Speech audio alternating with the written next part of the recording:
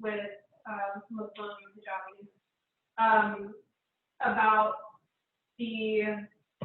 how like they're perceived, right, in the wider American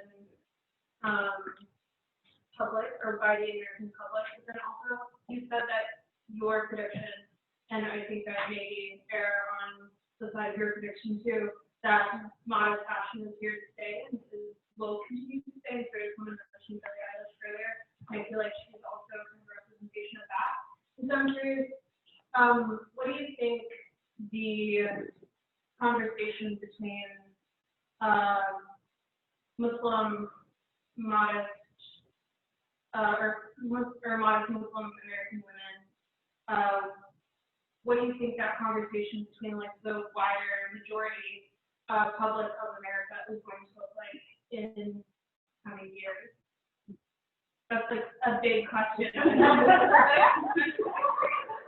The reason I asked you is because I stand on one side of that, and the side is very much of the going through the world and very much knowing how people are going to be looking at me and the sort of perceptions that they are, the preconceived notions that they all have, and will sort of, just as you were saying, filtering through as I'm like walking past them on the street. And so for me, I don't think I would have that kind of insight because I'm a Muslim woman, and so when you come to the American public, talking to them, looking the way I do, it seems like the question, or the sort of responses that would be gotten might not be as, I guess, like, I don't know about, yeah, unfiltered. It could be very, I feel like it would be, yeah, just unfiltered. Yeah, and so I'm curious what you think. I'm not sure I can summarize that question. Yeah. Do you want to try to summarize that question before I start? How does that conversation look in the next couple of years? How does that conversation look? American public perception. Yeah, so this is about American public perception, and maybe I, in my current role, am not also like the norm in terms of Middle America. There's been I have several different, perhaps unrelated comments on this question. This exhibition originated at the DeYoung, and the DeYoung communications team, had a meeting with our communications team and said that they did receive hate mail pretty much on a weekly basis throughout the run of the exhibition. And, they provided us with what their strategies were for dealing with that, but they did not have any incidents in the gallery. When the show traveled to Frankfurt, there were protests, mostly, I believe, before the exhibition actually opened. And those protests came from two very different directions. And one group were right-wing, anti-immigrant, anti-Muslim protesters, and the other were feminists who believed the hijab to be a symbol of female oppression. So that was surprising to me. And, again, as a long-term New Yorker, I like to think of my city as a live and let live kind of place. But as we all know, hate crimes have been on the rise around the world and across the country, including in New York City, particularly against the Hasidic community, which has a lot of overlap with the Muslim community in terms of standards of modest dress or very visibly religious dress. So that remains to be seen. I'm optimistic. But in terms of what I have heard from the people that I've been interviewing, something that surprised me, or that I was just unaware of, was that there are kind of perceived hierarchies of race and privilege within the Muslim community, and that this is yet another arena where Black women feel that their experiences are erased, or they feel that they're treated as less authentically Muslim, even though there have been Muslims in the Americas for 500 years. So that's one thing. And then just anecdotally, I interviewed Melanie Alturk, who is the founder and CEO of Hoki Hijab. And she said what I perceived to be two very contradictory things. And one was she was talking about how wearing a hijab actually kind of facilitated her encounters with other people, because she said people don't know what to expect when they meet a hijabi woman, and so whatever I give them is what they take, which was a very positive, uplifting thing to say. But in the same conversation, she said, I never feel more self-conscious than when I'm walking down the aisle in an outfit. So that's a very real thing that people are still experiencing today, 20 years on from 9/11. So I'm optimistic about where this conversation is headed in the next few years. The people that I have met and interviewed have been exactly the opposite of demure and whatever other connotations you might have associated with modesty. They have been just totally awesome women, and I think they're really going to remake this industry in very important ways in the coming years.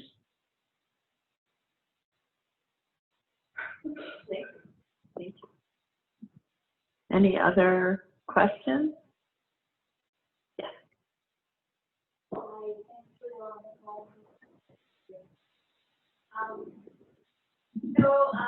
have a question for in terms of mass production of fashion, or handful of businesses creating this industry of mass production and disposable industry, what would you propose instead? Like in terms of, I guess, liberating women, or empowering women, or with the SDG and frame of mind, that would be what we. But what would you? How would you sort of propose? Thank you. Great. That's the hardest part. In terms of mass production of fashion, what changes, or what could we do to empower women more within that cycle, or fix the system? Like how can we fix something that's sort of broken with regards to mass production? And I will say, I mean, like, while mass production of sneakers and things that are enormously popular can have many benefits. Just for an example, H&M had over $4 billion worth of unsold stock last year. So, I mean, the fashion industry is a dinosaur, first of all, like everybody, I hope you know that. It moves so slowly. You still have most companies predicting what we want a year out, I mean, that kind of thing. It's just, it's totally out of whack with how we want to buy fashion and how we want to be more sustainable with our resources. And there's no true cost basically being applied to the cost of fashion. It's one of the few industries where prices keep going lower and lower, even though, there's about 20 to 30 people that will touch every single garment, even the most basic t-shirt, and it's shipped to you from around the world. So I do think that the first thing that will help women and help everyone use resources better and have less exploitation of our labor force is to restructure the way fashion is ordered and purchased, so that you're not creating things without demand. So companies are trying to figure out how to check their inventories, for instance. I mean, we have some smart stores in Shanghai which measure everything that's been touched. And it measures how people touch the fabric, touch the hangers.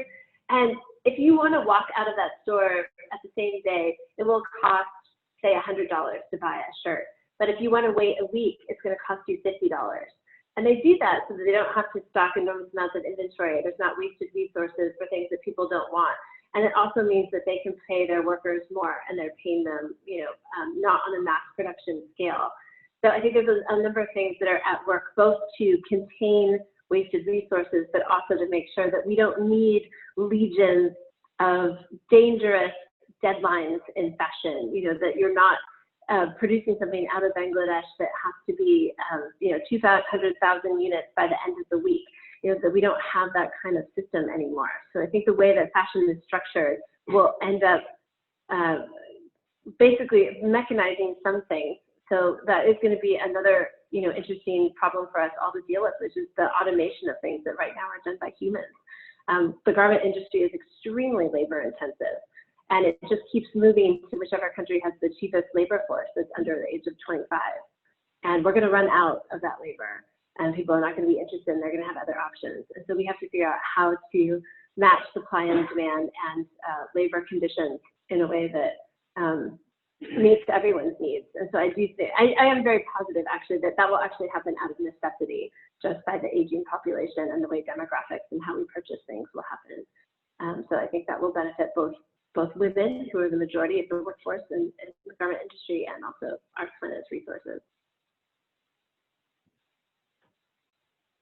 So this will be our last question. Thank you so much, and then we'll let Sajida conclude. Please.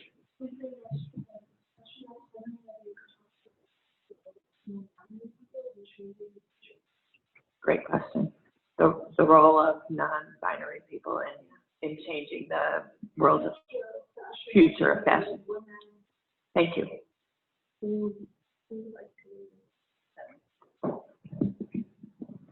This is almost like a branch off of that question, but I know that something that is very much on the mind of curators in museums is sharing narratives and stories of anybody else who is not a white man. I was having a conversation with another fashion curator at a local institution very recently about an upcoming exhibition called Made It, the history of women in fashion. And before we knew it, we had spent maybe 20 minutes talking about how nerve-wracking that was to do such a binary themed show. We were actually concerned that we were doing a show that was just focused on women, because it could be interpreted as being exclusionary. And it's a kind of a daunting task when you're worried that oh my God, are we focusing too much on women, a group of people who have been so marginalized and overlooked over thousands and thousands of years. But it's also very exciting that we're now entering a time where we want to tell stories of everybody else, and everybody else has influence on the fashion industry. So I know the Museum of Fine Arts, they just had a fantastic show on non-binary fashion. I saw a show in Los Angeles a couple years ago. It was called Reigning Men at LACMA. It was men's fashion from the last 300 years, but it included a narrative of, androgyny and how in contemporary fashion, do the words menswear and women's wear actually mean anything? How are those developing to be more inclusive of, these non-binary identities, people with multiple abilities, ethnic backgrounds, economic backgrounds? It is fascinating. So, I can speak from my experience in museums that we want to start telling more stories like that and identifying pieces to consume as museum collectors. We want to take pieces that are indicative of that shift so that we can tell stories in the future that are more inclusive. I don't know if someone else wants to speak more to the actual industry of fashion part of that.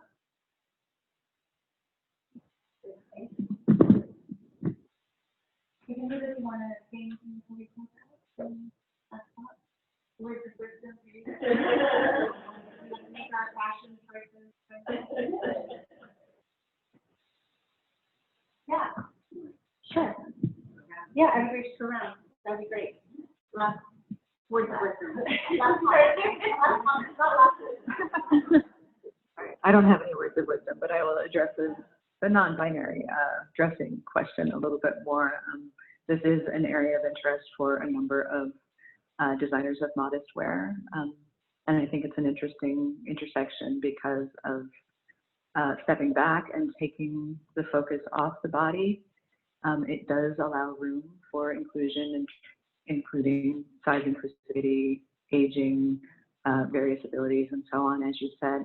But it, on the bright side, puts the focus back on all the things that make us love fashion, which is beautiful fabrics, colors, patterns, embellishment, embroidery.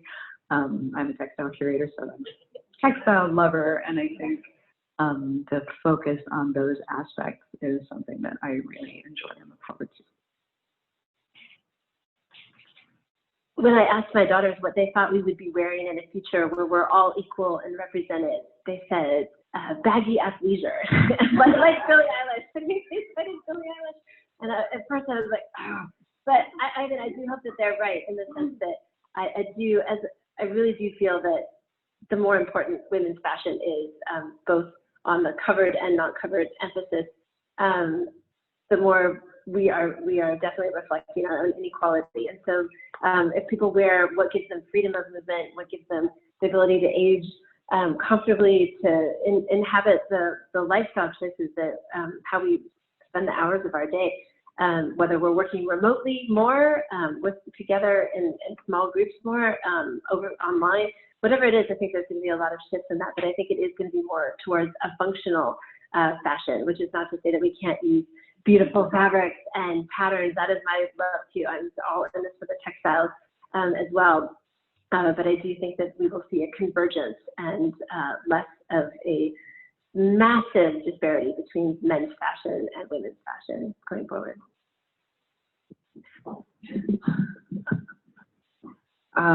So I sort of alluded to this before, but in the context of the work that I do, I think that fashion exhibitions and clothing-based exhibitions, they inherently tell women-focused stories, and something that I thought that I would kind of leave is that it's important, you know, as collectors of fashion or collectors of art objects or cultural objects in institutions,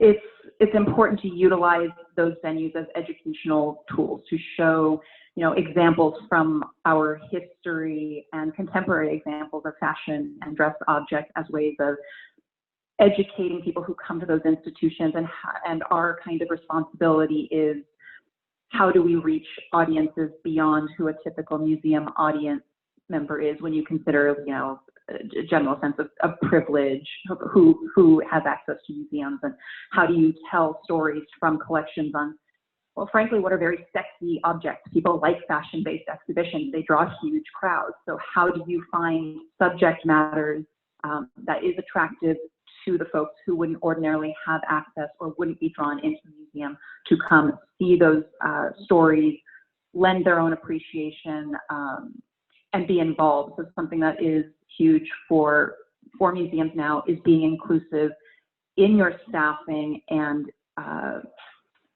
in sort of, when you're creating these narratives, making sure you're employing the most appropriate voices. So when we talk about like modest fashion, going out and doing these types of interviews, finding curators that have the voice of the subject that you were actually representing, it's so important. You know, I have my own sort of experience and background, and that does not equip me to tell narratives that are outside my own experience.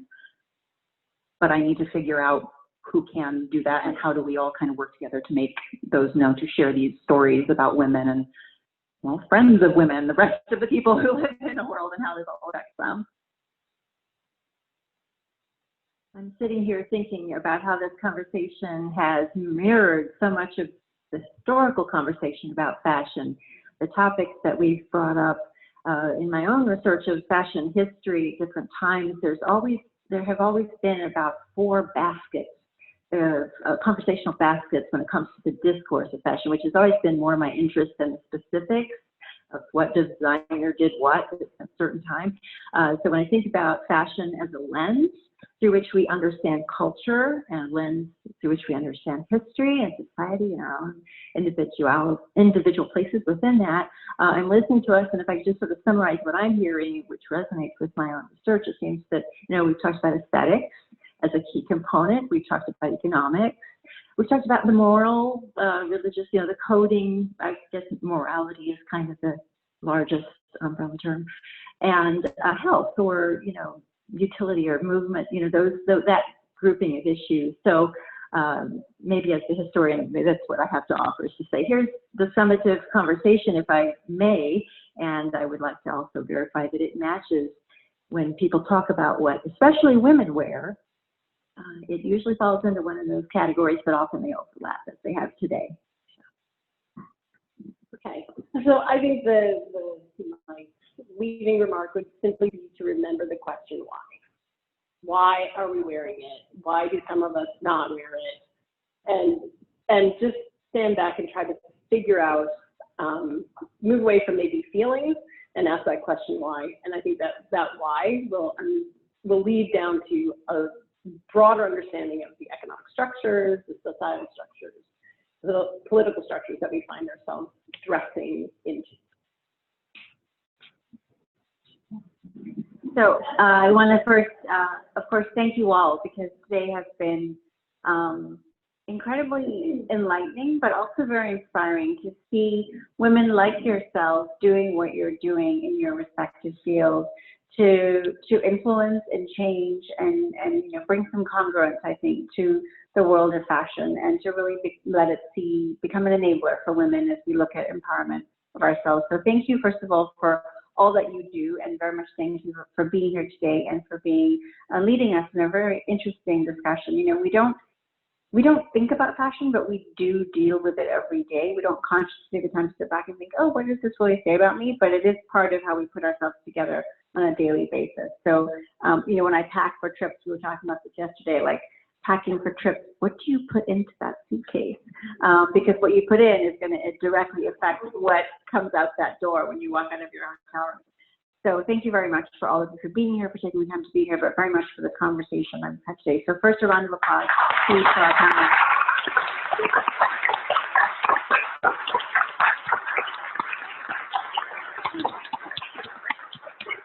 So I think this is the first of probably many conversations on this arena. So for GlobalWE's perspective, we encourage you to continue that conversation. If there's thoughts or questions, don't hesitate to send us an email, and then we'll do our best to take the conversation forward.